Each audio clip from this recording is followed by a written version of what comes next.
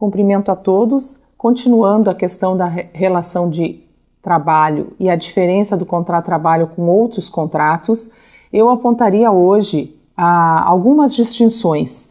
A doutrina faz a nítida separação do elemento subordinativo como elemento central para diferenciar o contrato de trabalho com outros tipos de contrato muito semelhantes. Às vezes, o contrato de trabalho coexiste com alguns tipos de contrato e às vezes ele é exclusivo. Significa na base ou eu tenho contrato de trabalho ou eu tenho um outro tipo de prestação regida por lei especial. Então, vamos começar. A primeira grande distinção seria o contrato de trabalho com o contrato de prestação de serviços. O contrato de prestação de serviço era regulado pelo antigo Código Civil desde 16 e quando ainda nem sequer se falava em CLT, que é de 43. Então, toda a relação de trabalho era regida por uma prestação de serviços. Hoje em dia, a prestação de serviços ela é apenas para os trabalhadores que não trabalham com vínculo de emprego, ou seja, trabalhadores eventuais, trabalhadores autônomos, e eles continuam sendo regido pelo Código Civil. Diz o artigo 593 do Código Civil. Toda espécie de serviço ou trabalho lícito, material ou imaterial, pode ser contratado mediante retribuição. Então, o contrato de prestação de serviço, ele tem inclusive uma terminologia, fala em rescisão, fala em remuneração, como se fosse o contrato de trabalho, mas é tipicamente um contrato de autônomos. Exemplos: serviços autônomos de contabilidade, serviços de saúde, assistências técnicas, manutenção de eletrodomésticos, hidráulica, elétrica, limpeza, serviços autônomos de vigilância, consultorias técnicas, entre outros. Nessa prestação de serviço, o que é então importante, o traço fundamental é que o prestador de serviços atua sem subordinação. É o que era chamado pelos antigos romanos, era o locatio operis, ou seja, a locação de obra. Eu quero uma determinada prestação desta pessoa que é, em síntese, um trabalhador sim, mas não um trabalhador remunerado ou subordinado como a CLT. Uma outra forma, um outro contrato muito importante que fica muito parecido, enquanto a gente tem a locatio operis da prestação de serviço, eu também tenho o contrato de obra que se chama empreitada.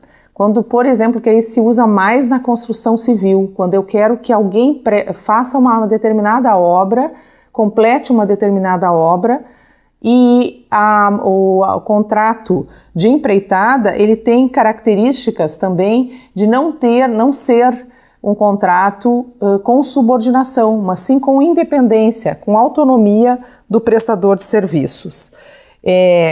Então, uma ou mais pessoas, empreiteiros, de forma autônoma, assumem certa obra especificada pelo dono, pelo contratante que é dono. Uma outra forma, um outro contrato que a doutrina elenca, assim como sendo um contrato difícil de separar do contrato de trabalho, é o contrato de mandato. O contrato de mandato, que também está regido pelo artigo 653 do Código Civil, significa que uma pessoa recebe poderes para praticar atos ou administrar interesses em nome de outrem. Nesse caso, a doutrina entende que o empregado, especialmente o mais qualificado, poderia acumular uma relação de emprego, ou seja, relação subordinada, continuidade, pessoalidade, pagamento mediante salário, mais o mandato, que teria cujo instrumento é mais conhecido é a procuração, para realizar atos em nome do empregador. Então, não são necessariamente os contratos que se afastam, mas podem ser contratos que coexistem na mesma relação entre as partes. Outros contratos que nós veremos, e aí existirá material específico, seriam os contratos de sociedade. Hoje em dia muito se fala em ONGs, fundações, as empresas de terceiro setor. Isso são, na verdade, associações de direito civil e elas excluem, via de regra, que o empregado participe dessa sociedade. Tá? Às vezes o empregado, nas sociedades mercantis, a grande dúvida é se ele pode ser sócio e empregado ao mesmo tempo.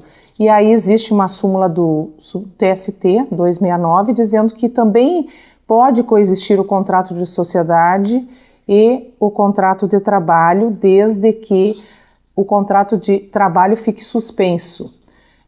Porque vejam bem, se o empregado começa a dirigir a empresa, ele passa para o polo oposto, né, de um sujeito empregado, ele passa para um sujeito empregador.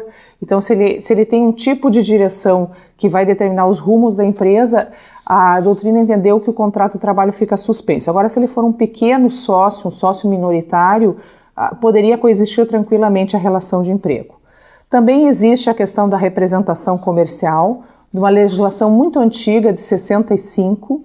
E nesse caso, o representante comercial ele é um autônomo, mas sempre no direito do trabalho a gente tem que olhar com base naqueles 4 elementos. Se houver subordinação, descaracteriza-se a representação comercial e esse representante pode ser considerado, sim, um trabalhador, empregado, vendedor. Então, basicamente, esses conceitos fazem com que se estude a relação de emprego dentro dos seguintes critérios. Eu tenho que ver se existe ausência de subordinação entre o contratante tomador e o contratante prestador. Se existe realmente autonomia do prestador na tarefa contratada. Aí eu vou ter a ausência de vínculo de emprego, caso contrário, pode-se dar a relação de emprego sim nos termos do artigo 2º e 3º da CLT. Obrigada e bom estudo.